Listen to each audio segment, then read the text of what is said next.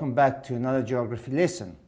Now what we've done, we've covered the theory bit. Before we're moving on to the map work, let's just concentrate on the revision exercises and the activities that you got in your workbook, so that we basically can look at the activities, the questions that you can expect in your final paper, and to help you to better understand the questions. Now, our first activity exercise is about a synoptic chart. Now, before I want to continue just looking at the questions, I want you to observe this synoptic chart. And like I've mentioned to you before, there's quite a few clues on it to make us understand the synoptic chart even better. Now, first of all, let's have a look over here.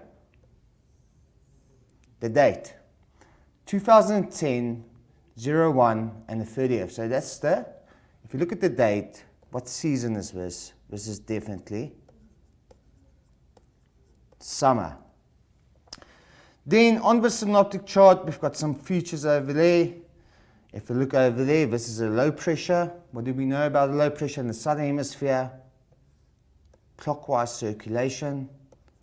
Now the reason why there's a low pressure over the continent is because of warm temperatures. The land heats up much quicker than the surrounding ocean temperatures. Now, as you can see over there, we've got a weather station over there. It gives us the information of the weather that they experience. Then we got our high pressure systems over there. How do I know it's a high pressure system? Look at the millibar reading, 1020 hectopascal. There's another high pressure system over there. And by now, we should be able to identify these high pressure systems, am I right? So let's just quickly name them, just fill this in. This is the South Atlantic high pressure system. How do I know this? Because it's over the Atlantic Ocean. The South Indian high pressure system. And then, if you quickly look on the eastern side of the continent, we have a low pressure system over here. As you can see, almost perfectly shaped isobars. There's a symbol, and what do we know that? That's an eye of a tropical cyclone. We know it's a tropical cyclone because it's already been named, Kafi. And what do we know about tropical cyclones? They are named according to the alphabet. So we know Kafi is the A, B, C, the third tropical cyclone for the season. And then over here, we have a low pressure system. As you can see, how do I know it's a low pressure system? Look at the isobar reading over there. It's very much importantly, when we look at different types of cyclones, this one consists of a cold front and a warm front. And as you can see, the system moves from west to east. So what do we call this low pressure system that we see over there? It's a mid-latitude cyclone. How did we know that? In the mid-latitudes over there. So just quickly, just looking, not even answering one question, we know the synoptic chart is in the summer because we looked at the date. How do we know it's in summer? There's a low pressure system over the interior of the continent, and there's a tropical cyclone on the east coast of southern Africa. Why on the east coast? Because warm ocean currents situated over there, and tropical cyclones form between 5 degrees and 25 degrees north and south of the equator because they need a Coriolis force. And then South Africa is situated on a subtropical high pressure belt. As you can see, we have identified the South Atlantic high pressure system. We've identified the South Indian high pressure system. And we have identified a mid-latitude cyclone. How do we know that? Distinctive cold front and warm front, and the system moves from west to east. And let's quickly look at the questions that's being asked over here. Name the high pressure systems, the cells labeled A and B. Let's go back to our synoptic chart. A, our South Atlantic high pressure. B, our South Indian high pressure. So I'm just going to write over here, South Atlantic high pressure system, South Indian high pressure system. Very importantly, matrix, as you can remember, the circulation of air in these high pressure systems are what? Anti-clockwise circulation taking place. If we look at our next question, give two pieces of evidence from the map that this is a summer map. Now we basically already answered those questions as well. First of all, if we quickly look at the synoptic chart, you can see it's summer. You look at the date, and we can look at the temperatures in the weather station model. There's another answer. There's a low pressure over the interior of the continent, and there's a tropical cyclone on the east coast of southern Africa. So that's your answers for number 2. If we look at our third question,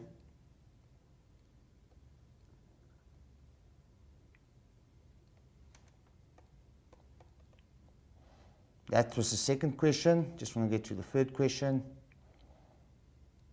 Identify the low pressure cell labeled E. Let's quickly go and have a look at that. E over there. As you can see, there's a low pressure system over there. And that is known as a coastal low pressure. Moves all along the coast. If we look at the low pressure system number E, over there, it's a coastal low pressure system. If we look at our next questions that follow,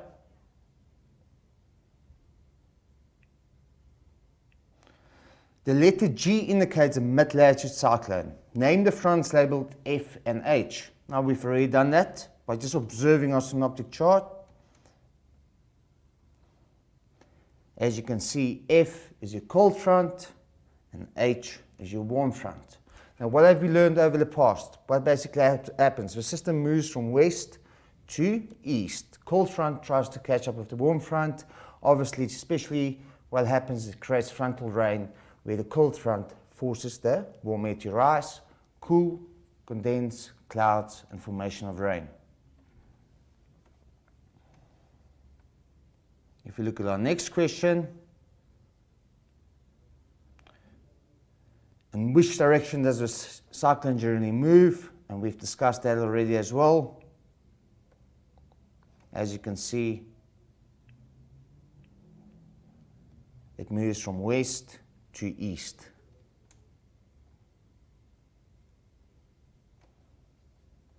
Let's continue to our next question. Describe how front F will affect the weather of Cape Town. Now, grade 12s, this is quite an important question. And when we talk about the weather of Cape Town, think of your weather station models. The following we need to keep in mind. If you look at the weather station models, what's the information that's on there? Temperature, dew point temperature, precipitation, cloud cover, and wind speed and wind direction. Now, what do we know? Cape Town is affected by cold fronts usually during the winter, and the climate we refer to is Mediterranean climate. So what's going to happen if this front moves over Cape Town? What's going to happen with the weather? Now, first of all, it's a cold front approaching. What's going to happen with the temperature? The temperature is going to decrease. What's going to happen with the dew point temperature?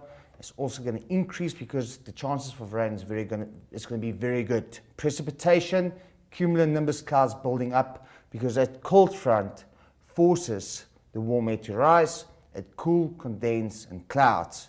And cloud cover, the chances are that it's going to be overcast conditions because of the precipitation that will be formed. Now, what will happen with the humidity? The humidity will be high as well, and there will be light to variable wind conditions that will develop.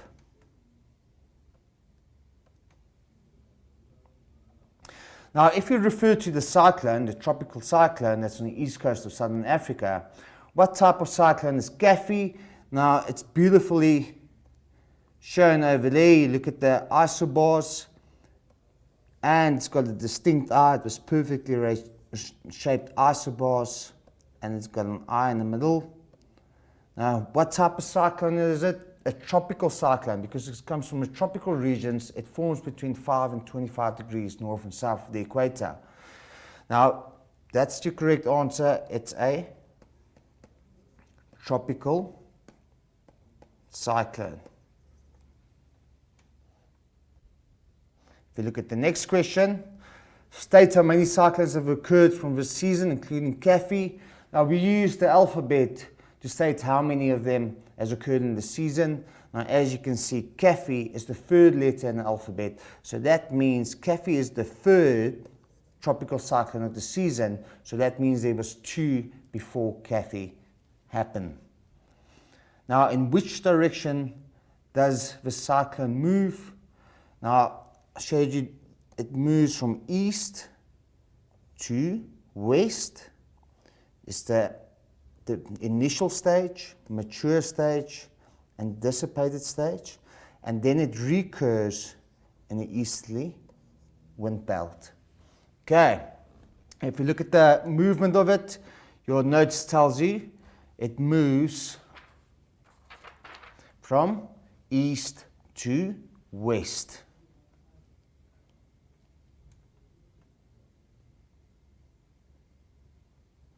If you look at our next question,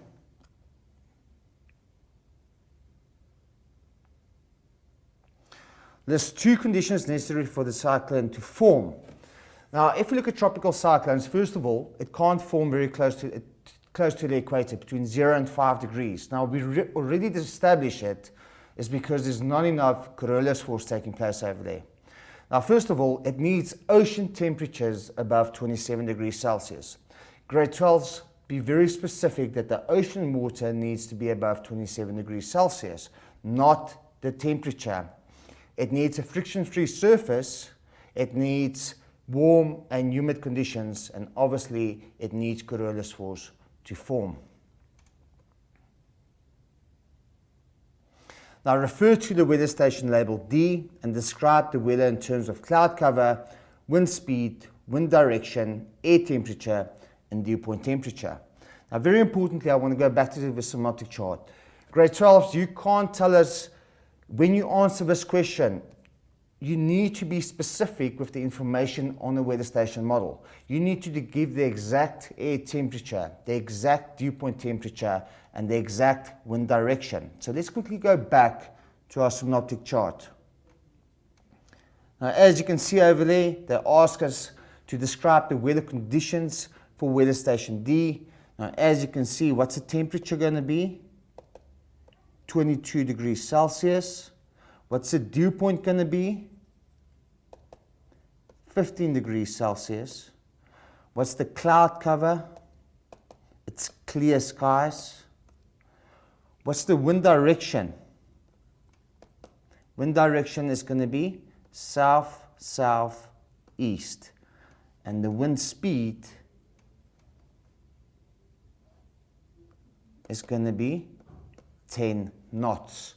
Keep in mind, if you look at the knots over there, that is 5 knots, this is 10 knots, and this is 20 knots. Be careful for that question to not get confused between your 5 knots and your 10 knots indications. Okay, so that could answer the questions on the synoptic chart in the activity. Now, as you can see, you can basically observe all of that on the synoptic chart without answering all the questions. Our next activity, as you can see on this diagram, shows us valley climates, local climates. Now, without answering the questions, just quickly look at these 2 diagrams and what can we see? Now, first of all, they've mentioned warm air rising. Just going to read. As you can see. Now, and as you can see the valley shape. Now, what type of valley breeze do we experience? Obviously, because of the warm air rising, we know it's daytime, so we can say it's an anabatic breeze. Now, if you look at diagram number B, it's cold air sinking. Now, when the air usually sinks, during nighttime or daytime? During nighttime. So we can identify B as a katabatic breeze. As you can see, the air sinks, and very importantly, you can see what happens over here. The warm air has been uplifted. As you can see, C is known as the what? The thermal belt, or the inversion layer.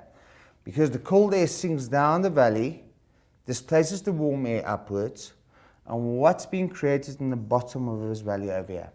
A frost pocket. Okay, so just let's quickly go and look at the questions.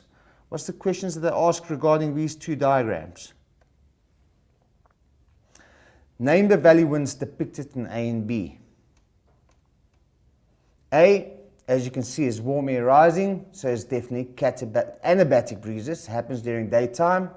And B is cold air sinking, usually happen during nighttime. As you can see, the warm air has been uplifted, a thermal belt or inversion layer has been created. So that's anabatic and katabatic breezes. Now state one advantage of the wind labeled in A. If you can look at that,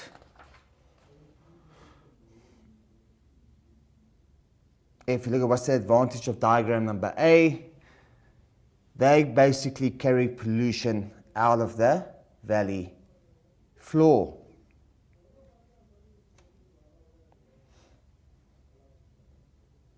And if you quickly look at that number, name the layer labeled number C, and that's in diagram number B.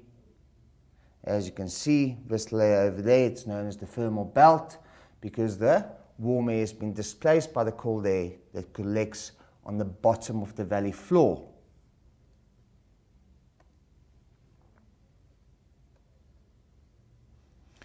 Explain how the wind labeled by B influenced farming in the valley. Now, very importantly, when we look at B as the katabatic breezes collecting down in the bottom of the valley, the farmers need to be 100% sure what type of crops they're going to plant. Why? Because we experienced the frost pocket down in the bottom of the valley. So you can't just go and plant any crops over there. And industries in the valley, what's going to happen, especially during winter, the pollution is going to be trapped below the inversion layer or thermal belt. So it's going to create more smog with the industries. Right after the break, we're going to continue with some more revision exercises.